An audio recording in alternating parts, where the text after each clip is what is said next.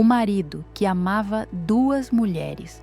Olá, me chamo Melissa e vou te contar como foi minha história em descobrir isso na vida do meu marido. Não tem a ver com romance extraconjugal. É mais profundo. Era minha futura sogra. Vou voltar para o começo. Bom, não teve mágica. Não teve trovão no céu, nem câmera lenta. Foi só um pão frio no final de um dia quente demais. Eu tinha saído do trabalho com dor nos pés e na alma. O dia inteiro de salto, o chefe insuportável e uma reunião que podia ter sido um e-mail. Entrei na padaria da esquina com fome e cara de poucos amigos. Peguei a senha e ouvi a atendente dizer que o pão francês ia demorar uns 20 minutos. Soltei um ótimo seco e foi aí que ouvi uma risadinha logo atrás de mim. Não era debochada, era como quem entende. Me virei com leveza, ainda entre irritada e curiosa. Ele estava lá. Camisa dobrada no antebraço, sorriso calmo, olhos que seguravam o dia inteiro e ainda tinham espaço para mais. Se serve de consolo, eu tô aqui pela mesma razão. Pão frio? Minha mãe jura que só dorme tranquila se souber que tem pão fresco pro café. E sorriu, como quem se desculpa pela própria rotina. Na hora, achei fofo. Na verdade, tudo nele parecia assim, leve, gentil, um pouco deslocado desse mundo apressado. A gente continuou conversando até o pão sair. Falamos de coisas banais, trânsito, o calor, como a cidade parecia maior quando se está cansado. Era fácil conversar com ele, natural. Na saída, ele me perguntou se eu aceitava um café ali mesmo, na calçada. Aceitei. Sabe aquelas mesinhas redondas de ferro, meio tortas, que ficam na calçada da padaria? A gente sentou ali. Pediu 2 cafés curtos e o tempo parou um pouco. Eu nem percebi que o pão já tinha saído. Nem ele. A gente riu disso. Ele me perguntou o que eu fazia. Eu disse que trabalhava com atendimento em uma escola. Ele me contou que era analista financeiro. Mas o que ficou mesmo foi o jeito como ele me olhava, como se prestasse atenção de verdade. Ele disse: "Você parece cansada do mundo, mas segura." Respondi sorrindo: "Estou, mas sou." Conversamos por meia hora e, por alguma razão, não parecia um primeiro encontro. Parecia que a gente tinha se reencontrado depois de anos se evitando. Na hora de ir embora, ele me perguntou se podia me ver de novo. Eu disse sim. Foi simples e foi certo. Nos dias seguintes, ele me mandou mensagem. Conversamos como adolescentes velhos, daquele jeito de quem tem pressa, mas digita devagar. Nosso segundo encontro foi num restaurante japonês. Ele chegou pontual, trouxe uma flor presa num guardanapo, me disse: "Não achei buquê, mas improvisei." E me fez rir. Falava de forma calma, sem pressa, me escutava. E o mais curioso, nunca tentava parecer melhor do que era. Era o tipo de homem que perguntava se eu estava com frio, se eu queria trocar de lugar por causa do ar-condicionado, se o sushi estava muito apimentado. Uma vez, num barzinho, teve uma confusão numa mesa ao lado. Eu me assustei. Ele colocou a mão no meu ombro e disse: "Tá tudo bem, só gente sem noção." Como se o toque dele fosse um escudo. E foi. Com o tempo, eu comecei a reparar nas pequenas delicadezas. Ele lembrava as coisas que eu dizia distraída. Sabia o jeito que eu gosto do café, qual lado da cama prefiro dormir, e que eu sempre choro quando vejo filme com cachorro. Era fácil amar Gustavo. Uma vez perguntei se ele queria ir ao cinema no sábado. Ele sorriu e disse: "Deixa eu ver com calma." Minhas respostas sempre passam pela minha mãe primeiro. Falou rindo, como se fosse piada, e eu ri junto. Na hora, aquilo não bateu como sinal de alerta. Era só uma frase, engraçada até. E eu, encantada como estava, Deixei passar, porque era isso que ele fazia comigo, me fazia baixar a guarda. Numa noite, voltando de um jantar, ele estacionou o carro na frente da minha casa. Ficamos ali um tempo, ouvindo música baixa, nada de pressa. Ele disse: Melissa, às vezes eu penso que te encontrei tarde demais. Respondi: tarde pra quê? E ele: para conseguir fazer tudo certo. Eu achei bonito, mas algo naquela frase ficou no ar. Não era sobre a gente, era sobre o mundo dele, um mundo que, sem eu saber ainda, eu não fazia parte por inteiro. Casar com o Gustavo foi fácil. Ele me pediu em casamento sem discurso, sem joelho no chão, só com uma serenidade que me desmontou. Ele disse: se a gente já é feliz agora, imagina com nome na porta e cheiro de café todo dia. E foi assim. Nos casamos numa cerimônia simples, bonita, com cheiro de lavanda no ar. Tinha rede no fundo, fogão de lenha no buffet e a certeza mansa de que a gente se amava de verdade. No começo, era só riso, café passado na hora, toalha dividida sem briga, e ele sempre amoroso. Daqueles que cobrem o pé da gente à noite, mesmo dormindo. Mas o amor revela melhor na rotina. E algumas coisinhas, que antes passavam batido, começaram a piscar devagar. Logo na primeira semana, perdi minha chave de casa. Ele nem reclamou. Só disse: a chave da minha mãe fica com o porteiro. Se a gente quiser, posso pedir para ela guardar uma nossa também. Respondi: você quer dizer deixar nossa chave com sua mãe? Respondeu então: é mais prático, né? Ela tá sempre por perto. Qualquer coisa. Eu sorri. Mas naquela noite, enquanto trancava a porta com a cópia nova, pensei. Ele já pensou nela antes de pensar num chaveiro. E foi ali que a frase nasceu na minha cabeça.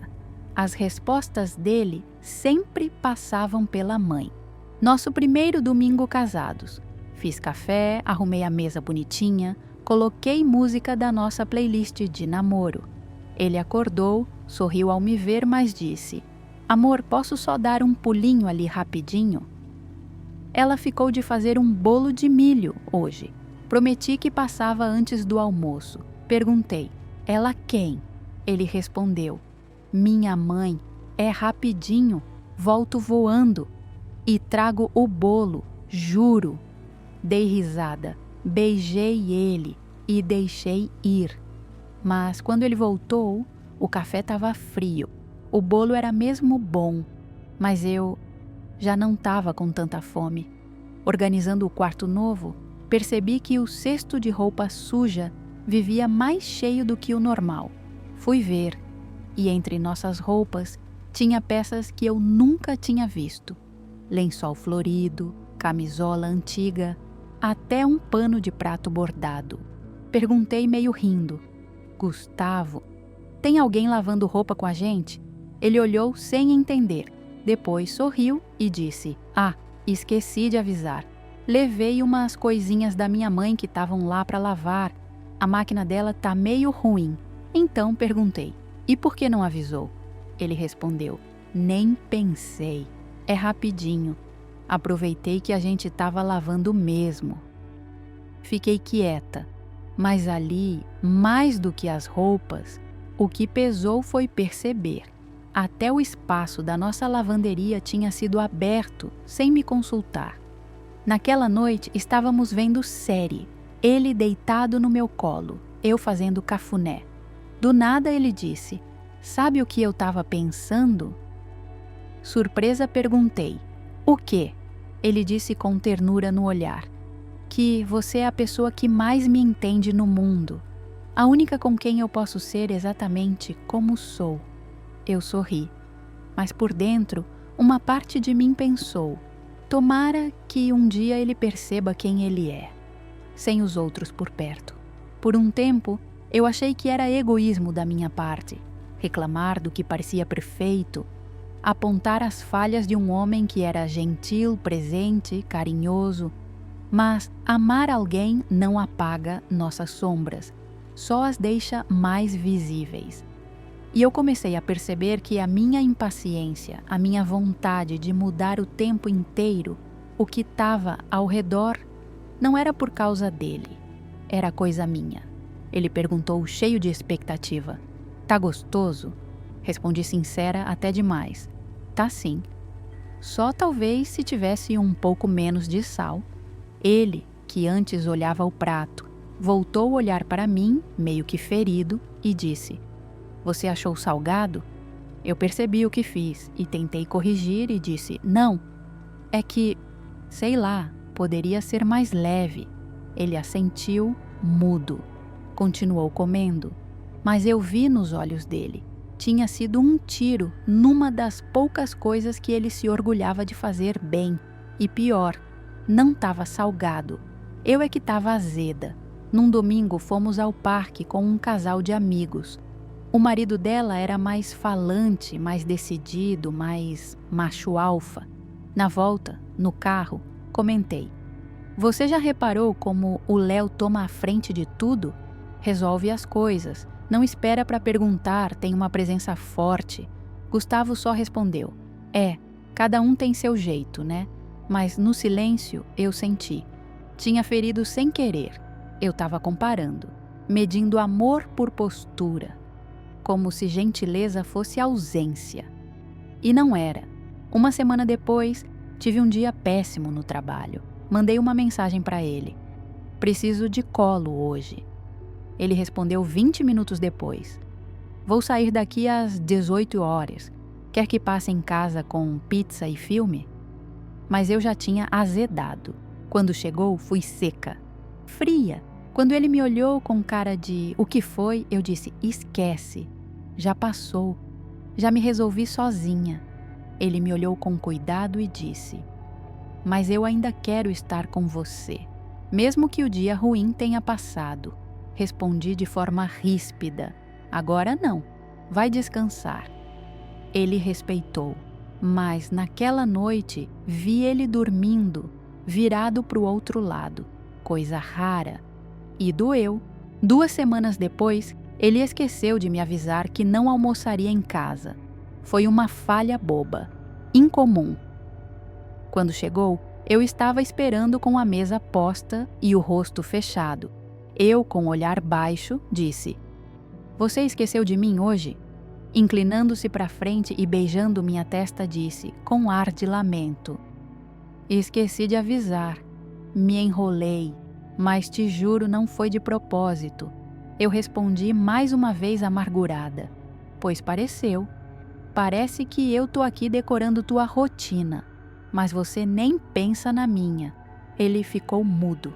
Depois disse: "Você tem razão, mas você também tem me esquecido, Mel." Surpresa, respondi: "Como assim?" Ele respirou um pouco, fez uma pausa, achei até longa demais, e finalmente disse com voz baixa: "Faz tempo que você não repara quando eu chego cansado, ou quando fico em silêncio. Tá tudo bem?" E eu não soube responder, porque não estava tudo bem. Mas a culpa não era só dele, era minha também. Naquela noite, fui dormir de novo ao lado dele, e dessa vez fui eu quem virou pro canto. Não por raiva, mas por vergonha. Eu estava cobrando amor, mas não estava entregando o meu inteiro. E entendi. Às vezes, a gente também precisa ser perdoada, mesmo quando não errou por mal, mas errou mesmo assim. E assim, num dia sem esperar, algo mudou tudo. E aconteceu numa cena boba. Estávamos no aniversário do Leandro, amigo de infância dele. Ambiente simples, música baixa, bolo floresta negra na mesa, pessoas queridas, conversa boa, eu de vestido vinho, cabelo solto. Gustavo com aquela camisa jeans que eu adorava. Estávamos bem, rindo juntos. Aqueles momentos em que parece que tudo se ajeitou, finalmente.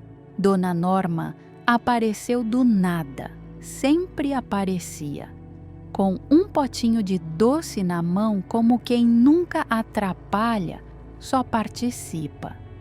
Ficou entre eles, depois se encostou numa cadeira. Ela estava há um tempo olhando o Gustavo, E eu percebi. Conseguia ver ela procurando um jeito de puxar assunto com ele, mas muito me surpreendi como ela o fez. Ela disse: "Filho, eu esqueci minha bolsa em casa, aquela begezinha com meu remédio dentro. Tava contando com você para buscar. Tá do ladinho do sofá." O Gustavo ficou um pouco rígido, mas não titubeou e consegui prever toda a frase que ele diria à mãe, que iria num instante, e o ouvi começar apenas a frase com "mãe". Ele travou, na frente de todo mundo, a festa, o bolo, o vinho, a música, e ela pedindo para ele sumir dali por mais de 1 hora, no meio de tudo.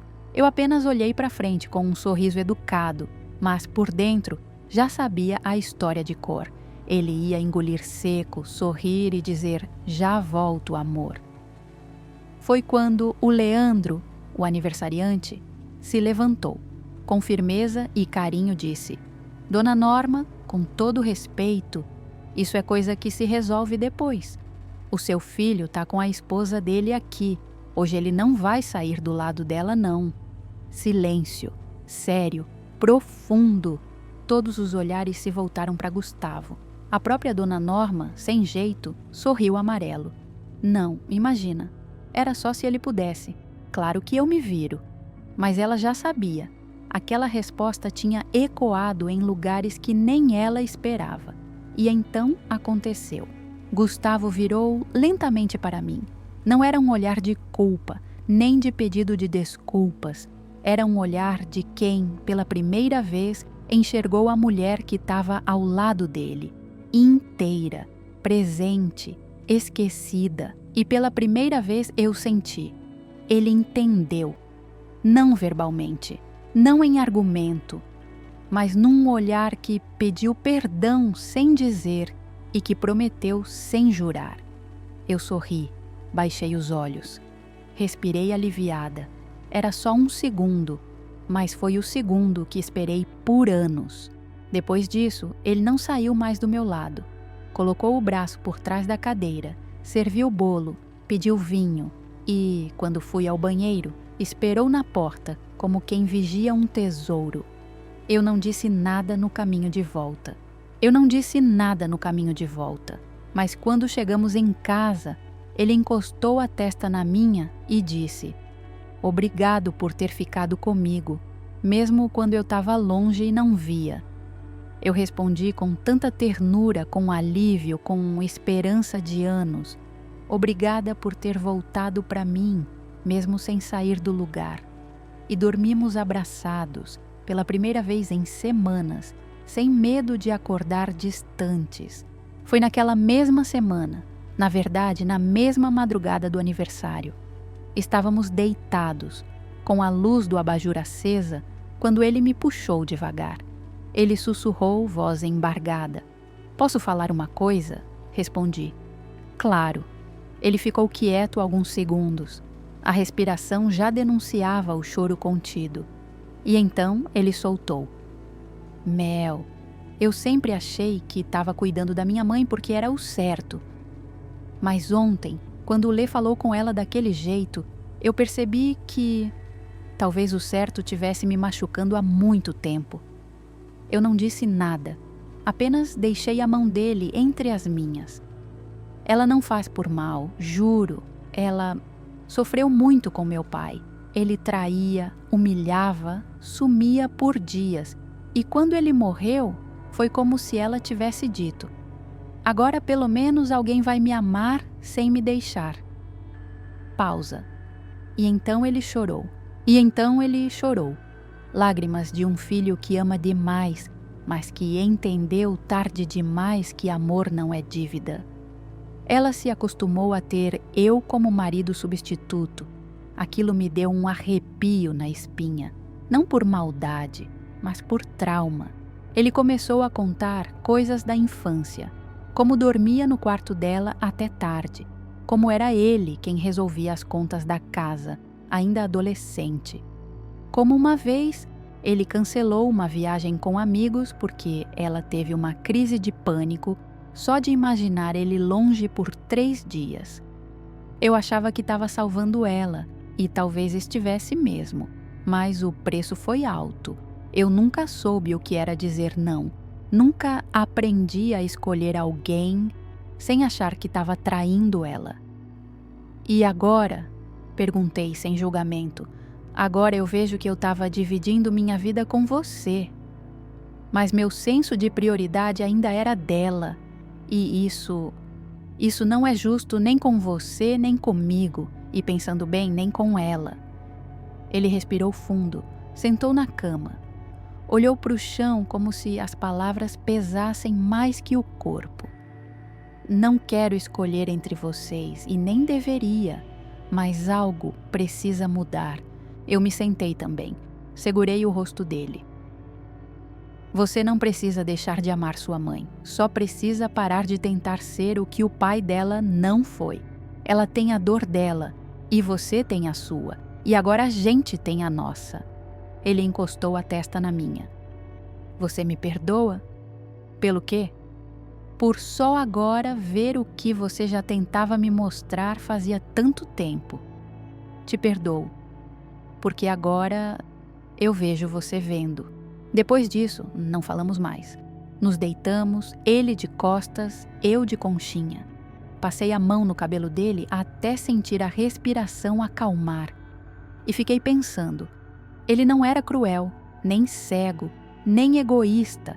Ele só estava ocupado demais, tentando ser cura de outra pessoa, para perceber que também precisava de alguém que o curasse. E se dependesse de mim, ele teria isso. Mas dessa vez, sem se anular, ele propôs algo ousado.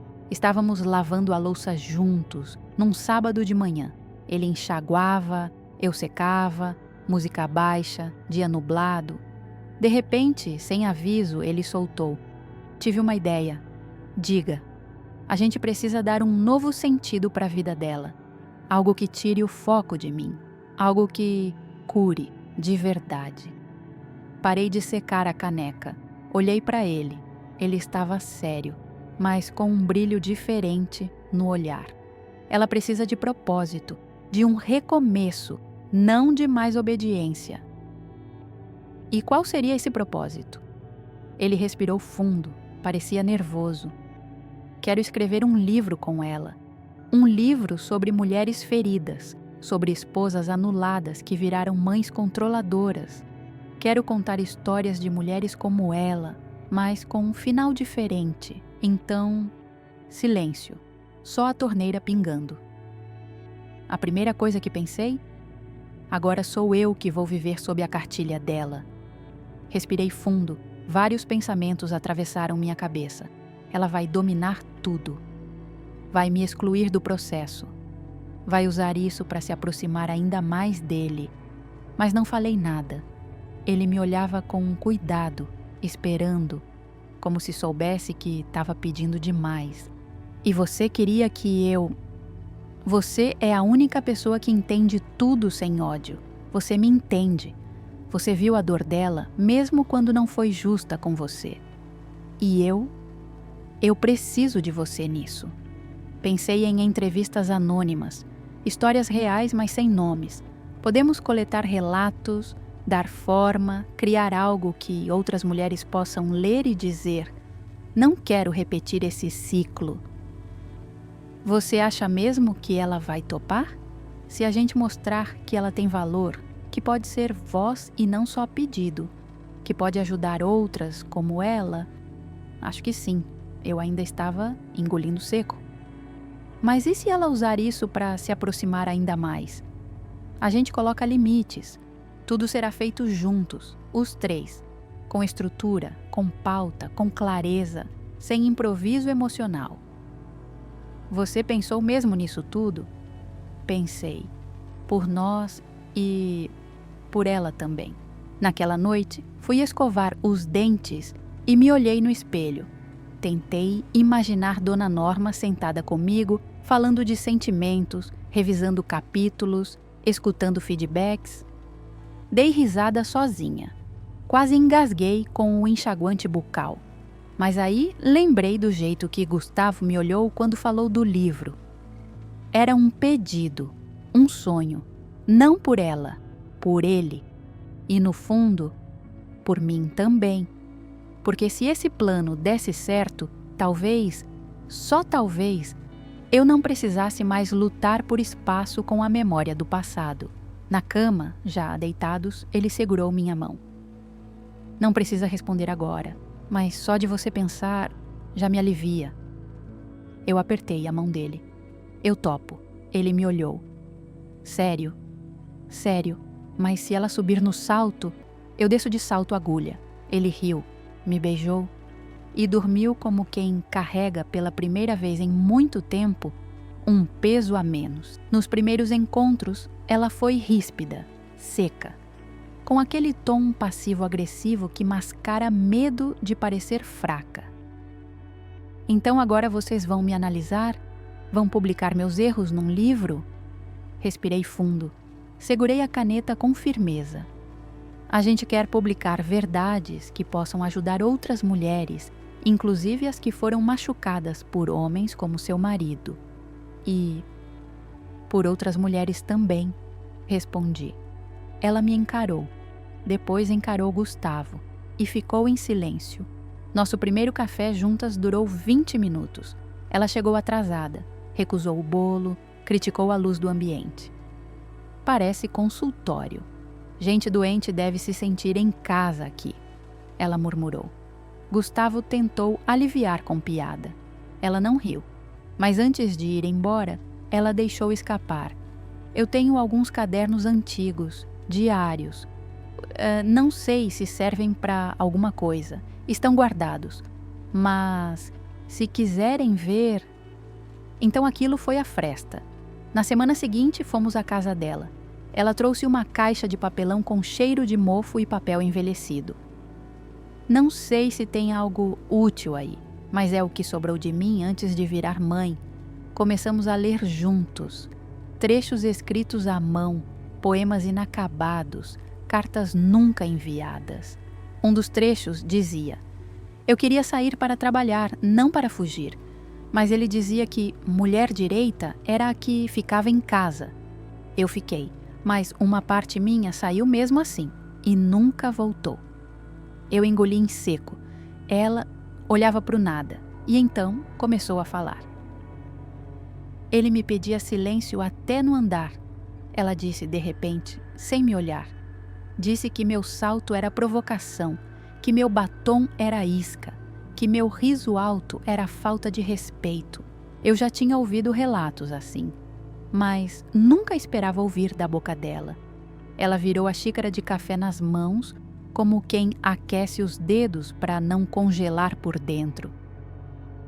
A gente ia visitar a família dele, e ele sempre me dizia: nada de falar demais, não é para ficar dando sua opinião, mulher inteligente assusta. Fez uma pausa. Pigarreou. Teve um dia que eu ganhei uma blusa vermelha de uma amiga do trabalho. Eu nem gostava tanto, mas queria usar para agradecer. Ele olhou para mim e disse: tá bonita demais para ser só para mim. Vai trocar. Eu troquei. Nem reclamei. Ela riu. Mas não era riso. Engraçado, né? Eu achava que isso era zelo. Ah, ele me cuida, ele me protege. Mas hoje eu penso, ele só tinha medo. Medo de eu ser mais do que ele podia controlar. Silêncio. Gustavo, quieto, olhava a mãe como se estivesse escutando a voz dela pela primeira vez. Ela continuou. Ele não deixava eu ir no banco sozinha. Dizia que era perigoso, mas ia sozinho. Uma vez me seguiu até o mercado porque achou que eu ia me encontrar com alguém. E eu nem tinha celular naquela época, era só paranoia mesmo. E então, mais baixo, disse: mas sabe o que é mais louco? Ele também era filho de um homem que batia na mãe.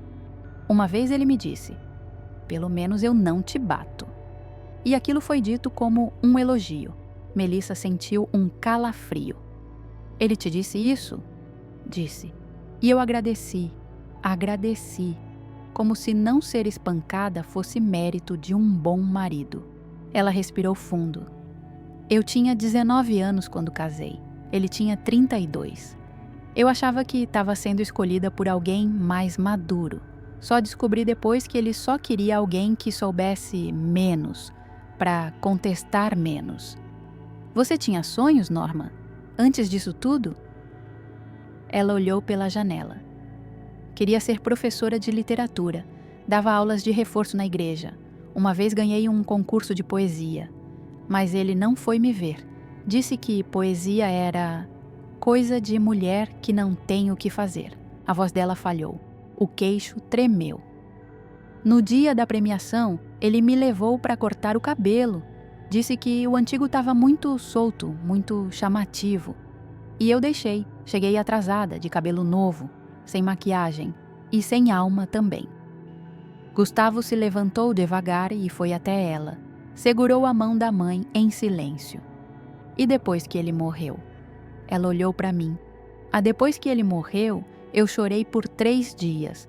No 4º dia, eu fui até o guarda-roupa, olhei meus vestidos e pensei: agora eu posso usar o que eu quiser. Mas não saí de casa, porque eu já não sabia mais o que eu queria. Ela passou a mão nos olhos. Eu virei mãe como quem vira profissão. O Gustavo virou meu parceiro, meu ombro, meu tudo. Eu não percebi que estava carregando ele para um papel que não era dele. Eu então, pela primeira vez, não sentia pena. Sentia respeito, compaixão, identificação. Norma não era má. Norma era sobrevivente de uma história mal escrita por outros. E agora, finalmente, começava a reescrever a sua com as próprias mãos. Aos poucos nos unimos. Escrevíamos juntas. Ela ditava, eu digitava. Ela relia, Gustavo reescrevia. Às vezes ela reclamava: essa parte aí tá muito sentimental, vão me achar carente. Talvez porque você foi e não soube pedir socorro, eu dizia com um sorriso. Ela riu, de canto de boca, mas riu. Teve uma tarde em que lemos um trecho sobre ciúmes de mãe.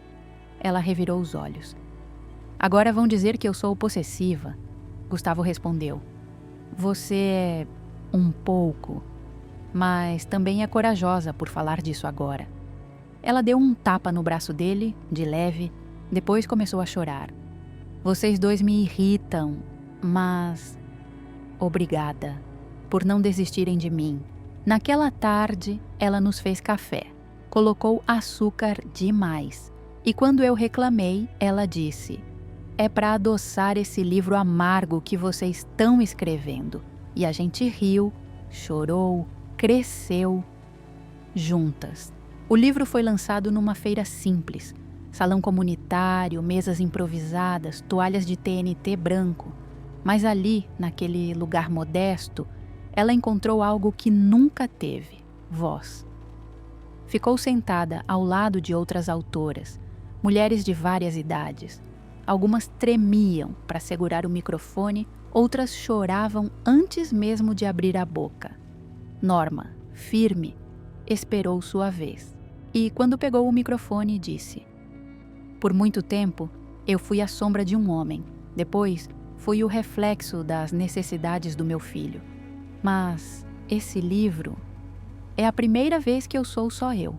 Norma, a mulher inteira que sobrou de tudo que tentaram cortar.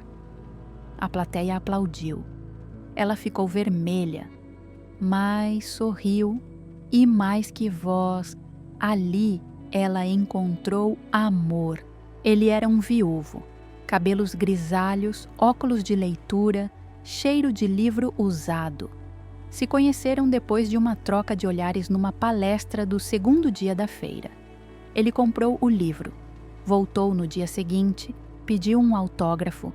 Na dedicatória, ela escreveu: para quem ainda acredita em recomeços. Na semana seguinte, ele enviou uma carta, de próprio punho. Seu texto me lembrou minha mãe e minha falecida esposa. 2 mulheres que perderam a si mesmas no papel de cuidar. Obrigado por escrever com tanta coragem. Ela respondeu. Depois veio o convite para um café. depois outro, depois as caminhadas no parque. Norma se apaixonou, e dessa vez sem precisar cuidar, só ser cuidada. Quando nos contou que ia se casar, Gustavo arregalou os olhos. Você tem certeza, mãe? Mais do que quando me casei da primeira vez, respondeu sem piscar. O casamento foi íntimo. 15 pessoas, uma mesa comprida no quintal de casa. E um detalhe que eu jamais vou esquecer: o vestido azul. Por que azul, Norma? Perguntei. Porque é da cor do céu que eu nunca olhei enquanto vivia olhando para o chão. Ela estava linda, leve e com um brilho nos olhos que nem meu marido lembrava de ter visto nela. Ele chorou. Ela secou as lágrimas dele. Agora você pode ser só filho. Deixa o marido por conta do Fred, ela disse com um sorriso maroto. Vivemos o melhor momento do nosso casamento. Redescobrimos a intimidade, a leveza, as piadas internas.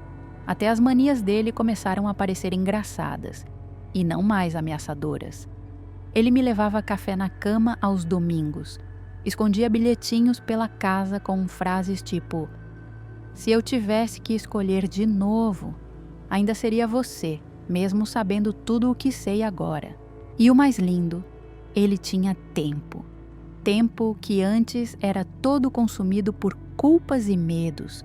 Agora estávamos inteiros.